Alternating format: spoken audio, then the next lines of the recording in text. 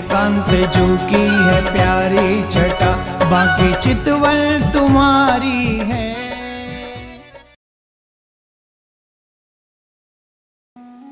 वृंदावन में मदन टेर पे एक बाबा रहो करे है जो कि अंधे है। वो बाबा अंधे है और ये कोई बहुत पुरानी बात नहीं है। ये बात ज्यादा से ज्यादा 60-70 साल पुरानी बात है, मतलब आजादी के आसपास की बात है। तो एक बात तो ये समझ लो, जो 70 साल पहले है सके वो आजू है सके, ये बात तो निश्चित है। तो 70 साल कोई बहुत दशक नहीं बीते, सालों हजारों शतक नहीं बीते हैं, सिर्फ दशक बीते हैं, 5-6 दशक 7 दशक, तब की बात है। एक बाबा जो नित्य ठाकुर को दर्शन करो करे, अंधे, पहले से अंधे नहीं है, ठाकुर जी के विरह में रो रो के अंधे भये, 24 घंटा उनकी आंखें ते आंसू बहमते रहो। यही वृंदावन की गलीन में सिर्फ रोमते रहे हो, दर्शन कर रहे हैं तो रो रहे हैं, कछु मांगते रहे ठाकुर से। गलीन में भ्रमण कर रहे हैं तो, जमुना जी में स्नान कर रहे हैं तो सिर्फ रोमते ही रहे। 40 साल है गई उनको लगातार रोमते रोमते, 40 साल।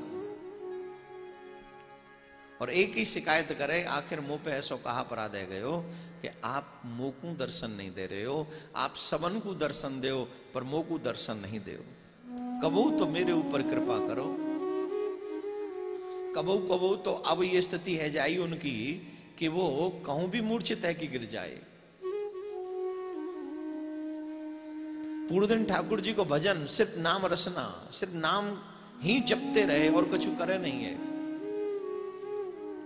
ठाकुर जी को दर्शन करे सुबह शाम और नाम जपते रहे, जमुना जी को स्नान करे, ब्रज की गलीन में थोड़ा बहुत मांगे वे भी जाए, मधुकरी करे वे भी, तो रोमते रोमते जाए। सब पूछे बाबा क्यों रोवे, बाबा के मुख से एक ही बात निकले, जा छलिया के लिए मैं आया हूं, वह छलिया को मेरी याद नहीं आवे। बाबा यूं रोमते हुए भ्रमण करे। एक दिन की बात है, बाबा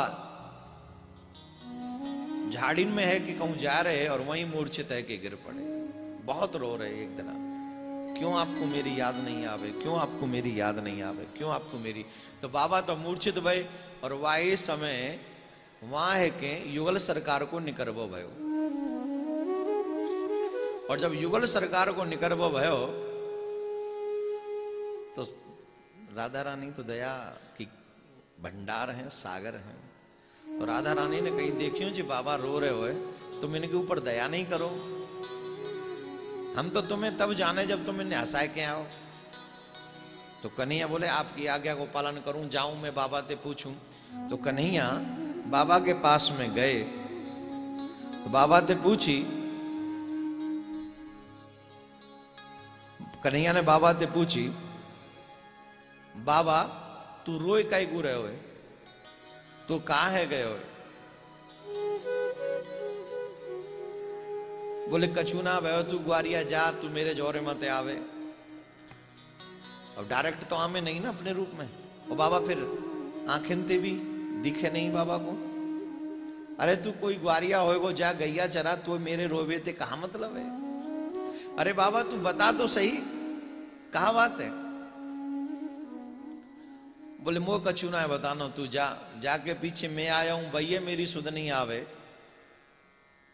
तो तू ते बात करके कहा करूंगा। कन्हैया स्वयं समझा रहे हैं बाबा को, और बाबा मुंह मोड़ के बैठ गए कन्हैया थे। तू जा अपनो काम कर। कन्हैया लौट के गए, राधा रानी तो कहवे लगे बाबा तो माने ना है, बाबा तो रूठ के और बैठ गए। बाबा हंसवे की बात तो बहुत दूर है। अरे बोले तुम ते नहीं मानेगो बाबा, मैं जाऊं।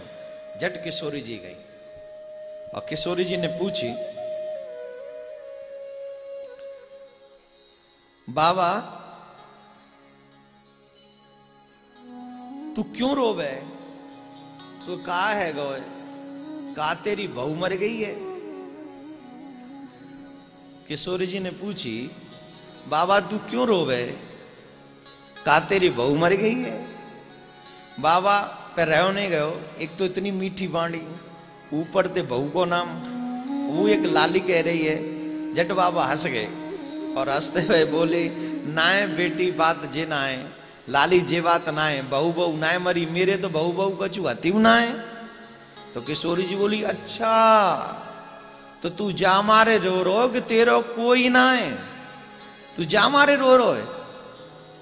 बाबा बोले मैं जा मारे ना रो रो कि मेरे कोई ना है, मैं जा मारे रो रहा हूं जो मेरो हतो है वह है मेरी याद ना आते, जो मेरो हतो है वह मेरी याद ना आते, मैं जा मारे रो रहा हूं। अरे वो तो छलिया है, चलो कोई बात ना है, वो तो छलिया है, वाह अगर मेरी याद नहीं आई तो कोई बात नहीं। मोय दुख तो यह बात को है कब राधाऊ इतनी निष्ठुर रह गई, वो मेरी याद नहीं आई, वो तो बड़ी दयालु मैंने यूं सुनी। अब अचानक से किशोरी जी बोली मैं निष्ठुर रह गई। अचानक से राधा जी को याद आई तो मैं तो निकर गई बात, छुपामती भाई अपने आप को बोली बाबा बुरा मत मानियो मेरो भी नाम राधा है। पर राधा निष्ठुर कैसे है सके हैं? अरे वो निष्ठुर ना होती तो कन्हैया लड़ झगड़ के मेज और भेज देती, खुद चली आमती।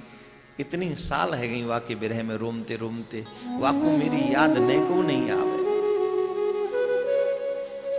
किशोरी जी बोली बाबा तुझे बता तू चाहवे कहा है,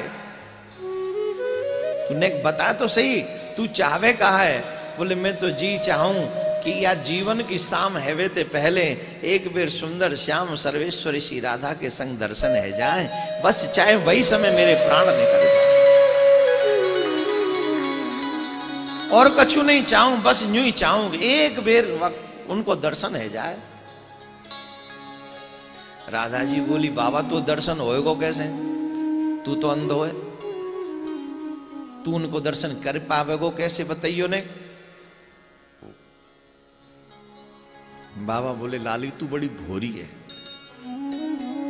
बहुत भोरी है। जब किशोरी जी आएंगे, जब कन्हैया आवेगो तो वो तो भगवान है।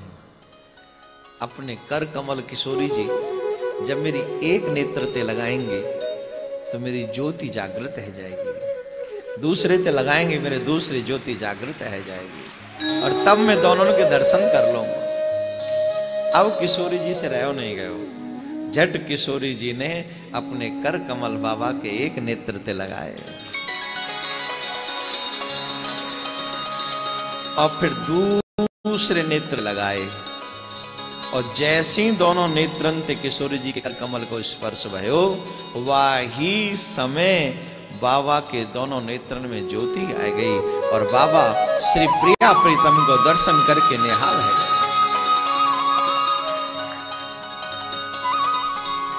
प्रिया प्रीतम को दर्शन उनको भयो, और दर्शन करके प्रिया प्रीतम को जी भर के देखो, और बाबा फिर से मूर्छित होके वहीं गिर पड़े।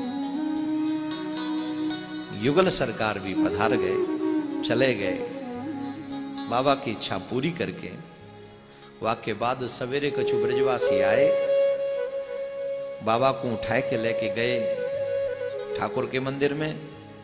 वहां जाके गोसाई जी ने देखो वाकई वो हालत, तो गोसाई जी समझ गए कि आके ऊपर तो प्रिया प्रीतम की विशेष कृपा बह गई, जो काऊ पे नहीं हो, बहुत मुश्किल जिन पे हो वही कृपा वही है। वो समझ गए, उन्हें प्रयास करो, उनकी मूर्छा भंग वही, पर वो अधिक समय फिर इस शरीर से फिर इस पृथ्वी पे नहीं रहे, और अपने इस हाड़ मास के शरीर को त्याग के ठाकुर जी के धाम के लिए हमेशा हमेशा के लिए प्रस्थान कर गए।